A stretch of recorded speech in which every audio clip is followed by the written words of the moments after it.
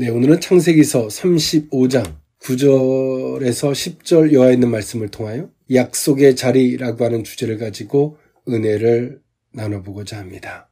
우리는 저마다 우리가 있어야 되는 포지션, 우리의 자리가 있습니다.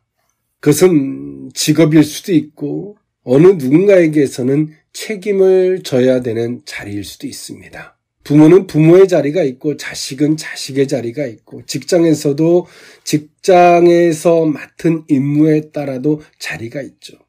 우리 신앙생활도 마찬가지입니다. 우리의 자리가 있습니다. 하나님께서 이것은 네 자리다. 그 자리는 하나에 누리는 영광만 있는 것이 아니라 그 자리에서 우리가 해야 할 책임, 의무라는 자리가 있는 것입니다. 그 자리에서 우리는 우리를 부르시고 세우신 하나님을 배울 수 있고 하나님께서 우리에게 세워준 그 자리에서 하나님께서 우리에게 모든 것들을 공급해 주시는 통로가 된다는 사실을 기억할 수 있는 저와 여러분일 수 있기를 원합니다. 이와 같이 그 자리는 다른 말로 이야기하면 약속의 자리이죠. 네, 오늘 이 본문에 있는 말씀, 야곱이 약속의 자리, 선민의 백성이 약속의 자리를 벗어났다가 약속의 자리로 돌아오기까지 정말 파란만장한 일들을 겪죠. 그리고 다시 돌아오기까지의 시간은 장작 20여 년이라는 시간이 걸립니다. 너무나 고통스럽고 잔인한 시간입니다. 하나님은 야곱을 만나 주셨고 그 베델에서 야곱은 하나님께 서원을 합니다. 창세기서 28장 15절 여하에 야곱은 하나님께 서원을 합니다. 나로 말미암아 다시금 돌아오게 한다면 이 자리에서 내가 단을 쌓겠다라고 하나님 앞에 서원을 했습니다. 그런데 오늘 야곱이 밧단 아람에서 20여 년이라는 시간을 보내고 돌아오는 과정에서 그 마음에 항상 불안한 형 에서와의 문제가 있었는데요. 형 에서와의 문제를 야복강 나루토에서 하나님과 씨름하여 그 문제를 해결하고 난 이후에 야곱은 하나님과 서원하고 약속의 자리를 저버리고 세겜에 머물며 그 자리에서 야곱은 또 고통, 부끄러움을 겪을 수밖에 없죠. 그리고 하나님은 그 시련을 통해서 다시금 야곱을 약속의 자리로 불러올리십니다. 야곱은 이처럼 디나의 강간 사건을 통하여 그 원인이 바로 자신이 하나님께 한 맹세를 지키지 않았기 때문에 비롯된 것임을 깨닫게 되었습니다. 이처럼 야곱은 야곱의 편에서 보면 자신의 딸 디나 강간 사건이 치욕적이었지만 하나님 편에서 볼 때는 야곱의 불순종에 대한 징계였고 하나님은 그 야곱을 사랑했고 그의 혈통을 통해서 그 역사를 이루어 가셔야만이 됐기 때문에 그 길은 징계를 통해서라도 베델을 찾도록 하셨던 하나님의 방편이셨습니다. 한편 이 베델로의 복귀는 또 한 번의 영적 정결 과정을 의미했고요. 그들은 이 밧단 아람에서 떠나올 때 드라빔을 비롯하여 기타 이방 신들을 가지고 떠났고 그로 말미암아 영적인 순결성을 잃고 여호와 신앙에 대해서 해이해져 있었습니다. 하나님이 이들을 다시금 이 과정을 통해서 정결 과정을 겪게 하셨고 하나님은 이 치욕적인 때론 인간의 입장에서 부끄럽지만 영적인 입장에서 재거듭나게 만드는 이 과정을 통해서 하나님은 야곱을 베델로 불리셨습니다. 그 약속의 그 자리는 우리가 의협심이나 열정으로만 갈 수 있는 것이 아니라 온전한 여호와의 신앙으로만 갈 수 있고 영적으로 그 부정한 것들을 갖고 갈 수 없는 것이었습니다. 이처럼 하나님은 여호와의 신앙을 회복하여 베델로 불러올리셨죠. 그 과거에 죄악된 것을 가지고 결코 하나님과의 약속의 자리에 갈 수 없음을 하나님은 이 야곱의 사건을 통해서 우리에게 말씀하고 계십니다. 야곱의 일대기를 크게 세 가지로 쪼개어 볼 수 있는데요. 처음에는 베델의 사건, 하나님을 만나는 사건이었습니다. 하나님에 대한 인식을 하지 못하고 있던 야곱이 베델에서 하나님을 만나게 된 사건. 그러면서 야곱은 하나님을 의식을 하고 밧단 아람으로 가죠. 여전히 하나님을 의식한다 하지만 여전히 야곱의 인간적인 권모술수와 그 인간적인 것들이 여전히 야곱 속에 있습니다. 그리고 두 번째 단계로는 야곱은 야복강에서 하나님과 씨름하여 인간의 힘의 원천이 되는 환도 뼈가 꺾이는 이 사건을 통하여 하나님만을 의존할 수밖에 없도록 하나님은 야곱을 다루어 가셨습니다. 이게 두 번째 단계입니다. 하나님만을 온전히 의지할 수밖에 없도록 하나님 만드신 거예요. 우리에게 있어서 아무리 기도를 해도 문제가 막 더 크게 다가올 때가 있죠. 그것은 하나님께서 우리를 근본적인 걸 바꾸시겠다는 겁니다.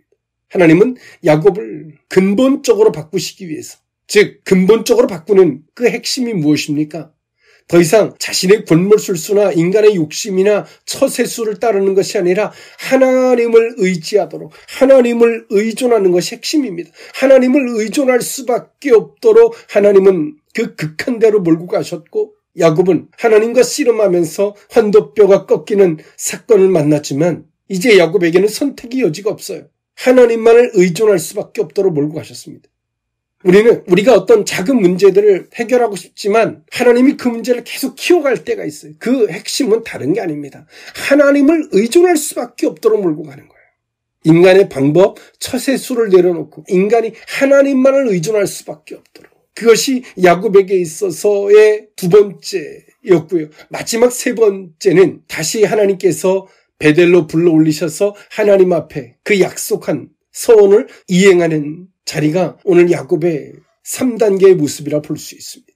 약속의 자리도 그냥 간 것이 아니죠. 우상을 버려야만이 갈 수 있고 하나님 앞에 정결한 의식을 갖지 않으면 결단코 갈 수 없는, 내가 약속을 이행하고 싶다고 해서 이행해지는 것이 아니라 그 약속을 이행하기 위해서 선행되어져야 할 것이 있었다는 것입니다. 오늘 야곱이 그 약속의 자리에서 하나님을 다시 만나고 하나님 앞에 그 약속을 이행하는 것이 오늘 이 본문에 있는 말씀이에요. 오늘 우리 인생도 야곱의 인생과 같이 딱 세 개로 나누어 볼 수 있죠. 누군가가 하나님을 이야기하지만 하나님 믿어지지 않아요. 근데 하나님을 만나고 나서 하나님을 의식하게 되는 단계. 하나님을 의식했다 하지만 여전히 인간의 방법과 인간의 지혜를 도모하고, 그것이 하나님을 의식한다 하지만 인간적인 것들이 다 믹서되어져 있는 삶, 바다나람 같은 우리 인생들. 그리고 두 번째가 하나님께서 문제를 남겨놓고 그 문제 앞에서 간절히 하나님 앞에 매달리게 만드시지만 결국에는 그 사건을 통해서 오늘 우리에게 하나님을 의존할 수밖에 없도록 거듭나게 하시는, 하나님을 의식한다 그래서 그 신앙이 거듭나는 것은 아니에요. 하나님만을 의존하는 것이죠. 그렇게 이제 하나님을 의존했다고 해서 끝이 아니죠. 하나님 앞에 약속한 것을 이행하는, 하나님과의 쌍방간의 약속을 이행하는 자리에까지 하나님 불러 올리시죠. 그것이 야곱의 인생뿐만이 아니라 우리의 인생도 마찬가지입니다. 그는 성경에 나와 있는 인물과 모든 인생들이 다 똑같습니다. 근데 오늘 우리는 작은 것 하나 쪼개서 요거 회개하면 빨리 하나님이 들어줄 것 같고 저거 하나 회개하면 빨리 들어줄 것 같고 나는 회개했는데 왜 빨리 문제를 안 해주나, 이런 조급함들, 하나님 우리를 최종적으로 다루어 가시고 이끄시는 것이 무엇인지 우리는 한 번쯤 오늘 이 말씀을 통하여 뒤집어 볼 수 있기를 원합니다. 약속의 자리를 세 가지로 나누어 살펴보고자 하는데요. 첫 번째로는 서원의 자리입니다. 창세기서 35장 6절에서 7절에 있는 말씀인데요. 야곱과 그와 함께한 모든 사람이 가나안 땅 루스 곧 베델에 이르고 그가 거기서 제단을 쌓고 그것을 엘 베델이라 불렀으니 이는 그의 형의 낯을 피할 때에 하나님이 거기서 그에게 나타나셨음이더라. 아멘. 오늘 야곱은 형 에서의 문제를 해결하고 나서 야곱이 가야 되는 코스는 하나님과의 약속을 이행하는 자리로 갔어야죠. 그리고 부모님이 계신 약속의 땅으로 가는 것입니다. 그것이 야곱이 가야 되는 정상적 코스였습니다. 근데 야곱은 그렇게 하지 않았어요. 큰 문제를 해결하고 난 야곱의 모습은 세겜 땅에 머물렀습니다. 그 이유는 하나님을 의존하지만 하나님 앞에 약속한 것이 무엇이고 자신이 어떤 존재인지를 의식하지 못하고 있는 거예요. 이것을 왜 의식하지 못하게 됐는가라고 하는 것은 학자들마다 여러 견해가 있습니다만은 그 대표적인 것은 여호와의 신앙에서 너무나 멀어져 있었기 때문에 그렇습니다.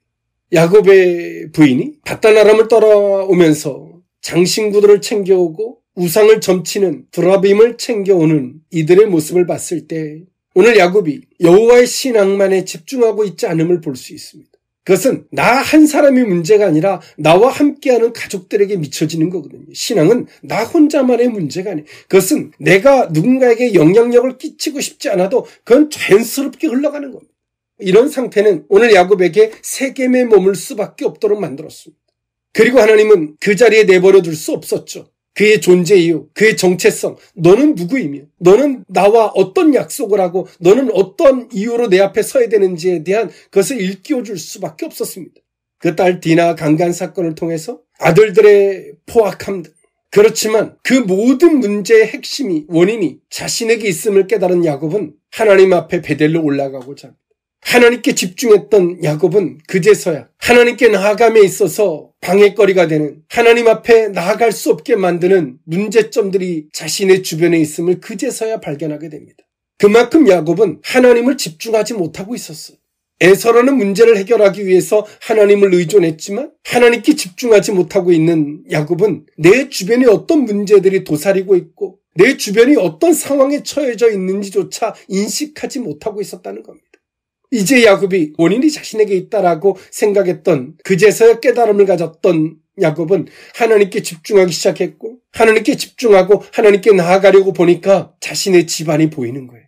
우상을 향하여 점치는 드라빔이 있고 이때 당시 이들이 가지고 있었던 장신구들은 단순한 못을 내고 치장하는 것을 넘어서 그것은 우상, 신격화되어 있었고 또 한편에서는 하나의 점을 치는 도구와도 같았습니다.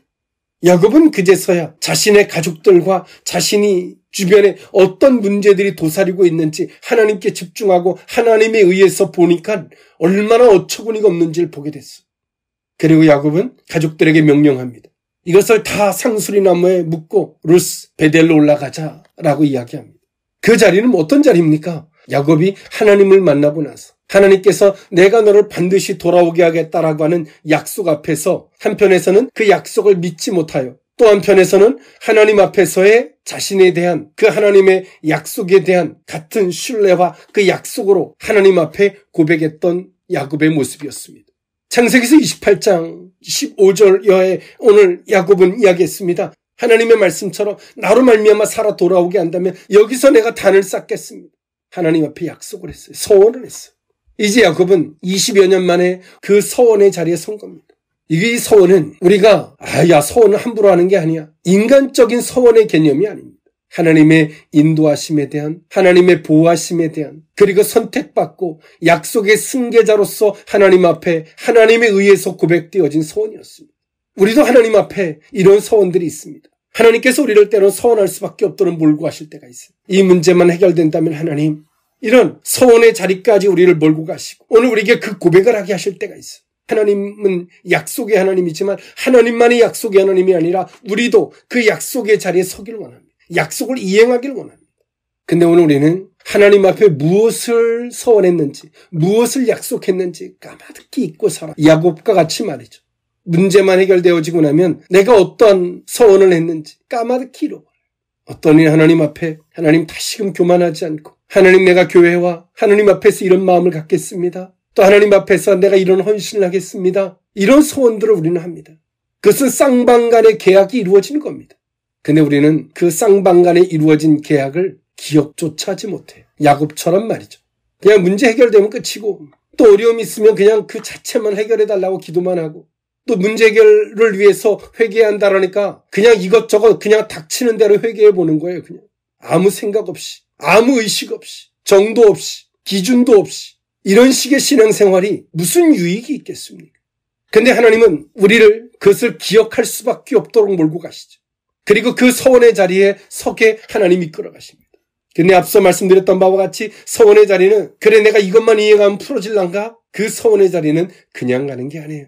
이 서원의 자리는 선행되어져야 할 것이 있죠. 영적으로나 의식적으로나 도덕적으로나 하나님 앞에 거룩한 의식을 갖고 그런 자세로만이 가야 한다는 것입니다. 순전한 여호와의 신앙, 하나님께 집중된 의식으로만 가야지만이 서원을 이행하는 자리에 하나님이 서게 하신다는 겁니다. 야곱은 세겜에서 살육이 벌어졌고 그 큰 문제를 해결하기 위해서 베델에 올라가겠다는 것이 아닙니다. 하나님 앞에 진정 서원을 이행하겠다고 그 자리에 가는 거예요. 야곱이 문제만을 해결하겠다라고 루스 베델로 올라가고자 했다면 야곱은 자신의 집안이 영적으로 얼마나 우상에 노출되어져 있는지 이것조차 의식하지 못했을 겁니다. 근데 야곱은 서원을 이행하려고 하니 오직 하나님은 한 분이고 내 집안에 있는 하나님은 한 분이 되어야 함을 인식했던 야곱.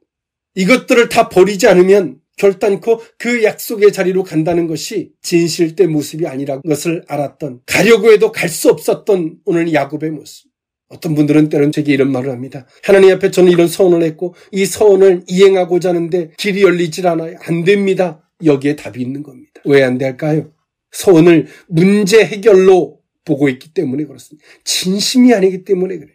진심은 약속의 자리로 나아감에 있어서 선행되어져 할 것이 있어요. 반드시 하나님 외에 거짓된 것과 우상들과 그 모든 것들을 제거하지 않으면 그 약속의 자리로, 그 서원을 이행하는 자리로 하나님이 이끌지 않으세요. 가려고 해도 길을 열지 않으세요. 야곱은 그 모든 것들을 상수리 나무 아래 묻고 드디어 20여 년 만에 하나님과 약속했던 자리에 그 약속을 이행할 수 있도록 하나님이 길을 열어주셨습니다. 여기서 우리는 여러 부류의 사람들을 볼 수 있습니다. 내가 무슨 서원조차 한 걸 또 모르는 사람들. 서운한 걸 찾았어요. 그 서운을 문제 해결로만 접근하는 사람들. 그러니까 서운한 것만 이행하고자 하는데 길이 열리지 않죠. 하나님 앞에 억울한 거예요. 이런 사람들이 있어요. 그리고 마지막 번째는 서원을 이행함에 있어서 진심으로 서원에 위배되는 것들을 제거하고 가는 거죠. 그런 사람들은 하나님께서 서원을 이행할 수 있도록 길을 열어주세요. 환경적으로나 영적으로나 모든 것에 길을 열어주시죠. 오늘 야곱이 그 서원을 이행하기 위해 베델로 올라가고자 할 때 사방에 두려움을 줘서 누구도 야곱을 가로막지 못하게 했어요. 이게 하나님이십니다. 이게 신앙이에요. 오늘 우리는 어느 자리에 서 있는지 우리는 우리 스스로를 점검해 봐야 할 때인 줄 믿습니다. 약속의 자리 두 번째 의미는 약속을 이행하신 하나님입니다. 창세기서 35장 9절에서 10절에 있는 말씀인데요. 야곱이 밧단 아람에서 돌아오매 하나님이 다시 야곱에게 나타나서 그에게 복을 주시고 하나님이 그에게 이르시되 내 이름이 야곱이지만은 내 이름을 다시는 야곱이라 부르지 않겠고 이스라엘이 내 이름이 되리라 하시고 그가 그 이름을 이스라엘이라 부르시고 아멘. 하나님은 야곱에게 약속하셨던 것을 야곱이 의식하지 못하는 상황 속에서도 야곱에게 약속을 하나하나 이행하셨습니다. 밧단 아람으로 무사히 가게 하셨고 밧단 아람의 삼촌이 그렇게 정말 야곱보다 더 악랄할지라도 하나님은 야곱을 지켜 보호하셨고 그리고 다시 고향으로 돌아올 수 있도록 하나님은 야곱을 이끄셨습니다. 근데요, 하나님께서 최종적으로 하나님 앞에 그 약속을 이행하는 자리까지 하나님은 어떻게 야곱과 약속한 걸 이행하셨을까요? 야곱이 서원을 이행하고자 할 때 그 마무리까지 하나님은 약속을 이행하셨습니다. 최종적 마무리, 하나님의 약속을 이행하신 것은 야곱이 서원을 이행하고자 할 때 하나님은 그 약속을 야곱에게 이루어 주신 것입니다. 우리의 발걸음을 하나님께서 인도해 주십니다. 오늘 우리가 하나님을 의식하지 못하던 의식하던 하나님 우리를 하나하나 그 약속하심을 기준으로 우리를 인도하고 계십니다. 그 약속의 이행함 속에서 하나님만을 의존하도록 약복강에 씨름도 하게 하시고 하나님 앞에서 그 문제의식을 원인을 찾게 하는 그러므로 말미암아 서원을 이행하는 서원을 기억하게도 하나님이 인도해 가셨습니다. 그런데 최종적인 야곱의 전제적 행위는 서원을 이행하는 자리에 야곱이 서야만이 됐다는 것입니다. 오늘 하나님께서 우리를 인도하고 계십니다. 약속을 이행하고 계시는 거예요. 어떤 사람은 밧단 아람에서 나보다 더 인간적이고 고통스러운 사람을 통해서 또 하나님이 보호하시고 인도하는 사람도 있고요. 에서 같은 문제를 앞에 놓으시고 야복강가에서 씨름하시면서 우리를 약속을 이행하실 것도 약속의 이행이라고 하는 그 베이스에서 우리를 거듭나게 가시는 거죠. 그러나 최종적인 그 자리는 야곱이 선의 자리에 설 때 하나님은 그 약속을 이행하는 걸 최종적 마무리하시는 겁니다.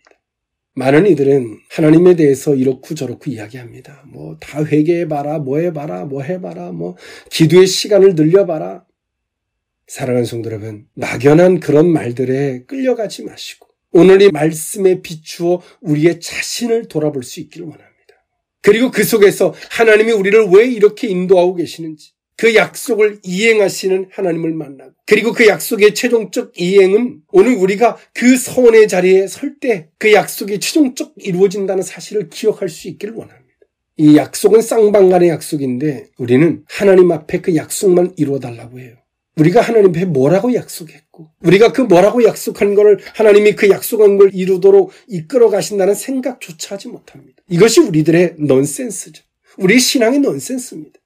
그냥 이 세상 사람들이 종교 생활하듯 하나님 앞에 주세요 주세요 하는 사람과 별 다를 바가 없는 겁니다. 인격적 신앙생활, 이 하나님과의 이 교제가 있는 커뮤니케이션 이런 신앙이 아닌 거죠. 오늘 이 말씀이 우리의 신앙이 거듭날 수 있는 우리의 신앙을 보다 더 명확하게 살필 수 있는 계기가 될 수 있기를 원합니다. 약속의 자리 마지막 세 번째 의미는 축복하신 하나님입니다. 창세기서 35장 11절에서 13절에 있는 말씀인데요. 하나님이 그에게 이르시되 나는 전능한 하나님이라 생육하며 번성하라. 한 백성과 백성들의 총회가 내게서 나오고 왕들이 내 허리에서 나오리라. 내가 아브라함과 이삭에게 준 땅을 내게 주고 내가 내 후손에게도 그 땅을 주리라 하시고 하나님이 그와 말씀하시던 곳에서 그를 떠나 올라가시는지라. 아멘. 하나님은 그 야곱을 축복하셨습니다. 어떤 자리에서 오늘 하나님은 야곱을 축복하고 계시나요? 야곱이 서원하고 하나님이 그 약속을 이행하셨습니다. 베델에서 약속하신 것을 야곱도 이행했고 하나님도 이행하셨어요. 그 야곱이 한 것을 받으신 거죠. 하나님 앞에 단을 쌓겠다고 야곱이 서원했습니다. 하나님이 그 약속을 단을 쌓을 수 있도록 약속을 이행하셨고 하나님이 그 단을 쌓은 걸 하나님이 친히 받으셨습니다. 그리고 난 이후에 하나님이 야곱에게 주셨어요. 무엇을? 축복해 주셨어요. 어떤 축복일까요? 아브라함에게 이삭에게 말씀하셨던 것과 동일하게 생육하고 번성하라 하셨습니다. 그리고 하나님은 야곱에게 한 백성과 백성들의 총회가 내게서 나올 것을 말씀하셨습니다. 즉 너로 말미암아 나라가 형성될 것을 말씀하신 겁니다. 그리고 또 말씀하셨습니다. 왕들이 내 허리에서 나오리. 내 뿌리에서 왕들이 나올 것을 하나님이 약속해 주신 것입니다. 그리고 하나님은 또 약속하셨습니다. 12절에 내가 아브라함과 이삭에게 준 땅을 내게 주고 내가 내 후손에게도 그 땅을 주리라고 말씀하셨습니다. 즉 하나님께서 야곱에게 아브라함에게 약속하셨고 이삭에게 약속하셨던 것을 야곱에게 승계시키셨고 그리고 야곱의 자식들에게 그 약속을 승계해 주실 것을 약속하고 계십니다. 하나님이 놀라운 축복을 하고 계신 거예요. 이 축복의 대상은 누굽니까? 이 축복의 대상은 하나님과 약속했고 그 약속을 이행하고 그리고 약속을 이행하도록 이끄셨던 하나님, 그리고 야곱이 그 약속을 하나님 앞에 단을 쌓게 하셨고 그리고 그 단을 하나님이 친히 받으신 그 자들에게 그에게 하나님 축복하신 겁니다. 이런 축복은 피조물에게 주는 일반적 축복이 아니죠. 이 보편화적인 축복의 의미가 아닙니다. 우리는 막연하게 하나님 내게 축복해 주세요. 축복해 주세요. 요렇게 하면 줄까 저렇게 하면 줄까. 이 세상 사람들이 인간적인 사람들이 방법론을 제시하는 걸 쫓아서 흉내를 내보는 거죠. 하나님과 장난하십니까? 하나님이 그렇게 우습게 보이십니까? 그런 말장난의 대상이 하나님이십니까? 그런 말들을 쏟아내는 사람들, 그런 말들에 놀아나는 사람들 다 똑같은 사람들이죠. 때로는 어떤 사람들은 하나님의 이름으로 그렇게 거짓말들을 하는 거예요. 막 이렇게 해봐라 저렇게 해봐라. 막 난 되더라. 귀가 쏠깃해서. 본인의 하나님은 어디 가셨습니까? 본인에게 약속하셨고 본인에게 이끄셨던 그 하나님은 어디 계세요? 어떤 신앙인들은 간증을 듣다가 그들의 말을 쫓아갑니다. 자신에게 말씀하셨고 약속하셨고 이끄신 하나님을 까마득히 잃어버리고 엉뚱한 걸 쫓아다니는 거예요. 그 목적은 뭡니까? 어떻게 하면 잘 될까? 어떻게 하면 잘 풀릴까? 하나님의 이끄심의 최종적인 것은 무엇입니까? 하나님 앞에 서원하고 서원하는 걸 이행하도록 하나님이 이끄셨어요. 우리는 축복받기를 위해서 이끄시기를 원하시죠. 잘 되기를 위해 이끌기를 원하시죠. 하나님은 약속의 하나님이고 성도들조차 하나님 앞에 약속의 성도이기를 하나님이 원하십니다. 그리고 그 약속은 쌍방간의 약속입니다. 그리고 그 쌍방간의 약속이 합의되어지고 그리고 쌍방간의 약속을 하나님도 이행하지만 야곱이 이행할 때 하나님이 그걸 받으시고 그에게 축복하신 겁니다. 여러분 어디에서 기웃거리십니까? 불확실한 쓰레기통들을 기웃거리십니까? 누구도 책임지지 못하는 하나님 이런 소문들에 기웃거리십니까? 정신 차려야 합니다. 야곱이 세겜에서 회개만 한들 그게 신앙이겠습니까? 아직 자신의 신앙의 기준조차 하나님 앞에 서원하고 약속의 신앙이 기준조차 없기에 이 말 들으면 은혜 받고 저 말 들으면 은혜가 된다라고 하고 제정신이 아닌 거죠. 자신의 영혼이 왜 피말라 죽어가는지조차 모르는 거예요. 분별력조차 없고 기준조차 없고 하나님은 야곱을 약속의 자리로 이끄셨고 그리고 야곱이 약속을 이행하도록 이끄셨으며 약속을 이행하는 야곱의 그 단을 하나님이 받으시고 그를 축복하셨습니다. 그리고 그 축복의 통로를 통하여 이스라엘은 나라가 세워졌고요. 그 축복이라는 통로를 통해서 다윗이 세워지고 솔로몬이 세워집니다. 그리고 그 축복이라는 통로를 통하여 예수님이 탄생하셨습니다. 우리의 신앙은 실체가 있고 뿌리가 있는 겁니다. 우리의 신앙은 누군가가 막 간절히 기도하니까 어떻게 되는 과정도 없고 절차도 없고 뿌리도 없는 그런 신앙이 아닙니다. 여러분 신앙을 한번 돌아보세요. 부끄러움조차 상실되어져 있는 이 시대. 문제 자체가 해결의 목적이 되어져 있는 이 시대. 무엇이 문제인지조차, 무엇이 원인이고 무엇이 핵심인지조차 모르는 인생들의 어리석음입니다. 여전히 몽학성생들을 옆에 두고 그들이 시키는 대로 해보는 어리석음입니다. 자신의 하나님이 누군지 모르는 거죠. 누가 하나님이 이렇다 그러더라 그러면 여기 기웃거리고 저기 기웃거리고 쓰레기통도 뒤지고 상한 음식도 그냥 자기가 죽는지조차 모르고 먹어대는 그런 신앙인들의 모습들. 오늘 이 말씀을 통하여 이 시대의 크리스천들이 내가 있어야 하는 위치, 포지션이 어딘지, 그 약속의 자리가 어딘지, 하나님께서 우리를 최종적으로 이끄시는 그 자리가 무엇인지, 어딘지 돌아볼 수 있기를 원합니다. 기도하겠습니다. 사랑하는 하나님, 하나님께서 루스 베델에서 야곱에게 약속하셨고 그 서원을 받으셨으며 그 서원을 이행하도록 하나님께서 그 약속을 이행하신 하나님이 되시는 줄 믿습니다. 이제 서원의 자리에서 하나님을 만났다면 서원을 이행하는 자리에서 주를 배웁게 하여 주옵소서. 약속을 이행해 주시는 하나님을 만나게 하시고 그리고 그 약속을 이행하는 그 단을 친히 받으시는 자리에서 축복하시는 이 은혜가 우리 모두에게 임하게 하여 주옵소서. 축복하옵고 예수님의 이름으로 기도합나이다. 아멘.